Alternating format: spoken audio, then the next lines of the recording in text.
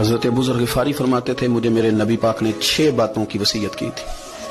سب سے پہلے حضور نے فرمایا تھا ابو ذر مسکینوں سے محبت کرتے رہنا۔ دوسرا نبی پاک صلی اللہ علیہ وسلم نے فرمایا تھا جب بھی دیکھنا نیچے والوں کو دیکھنا، اوپر والوں کو نہ دیکھنا، مالداروں جاگیرداروں پہ توجہ نہ کرنا، ذہن خراب ہوگا، نیچے دیکھنا، غریبوں کی طرف توجہ رکھنا۔ تیسرے نمبر پر نبی پاک صلی اللہ علیہ وسلم نے فرمایا تھا ہر حال میں حق بات کہنا اگرچہ وہ کڑوی ہو۔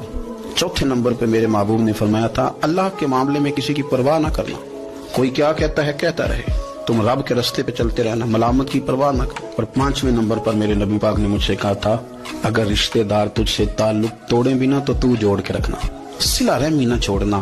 اور چھٹے نمبر پر حضور نے فرمایا تھا اللہ کے عرش کے خزانوں میں سے خزانہ ہے لا حول ولا قوت الا باللہ العلی العظیم۔ حضور نے فرمایا اسے پڑھتے رہنا، اسے کبھی نہ چھوڑنا۔ اے اللہ ان نیک اور پاک لوگوں کا صدقہ ہمارے دلوں کو تقویٰ عطا فرما۔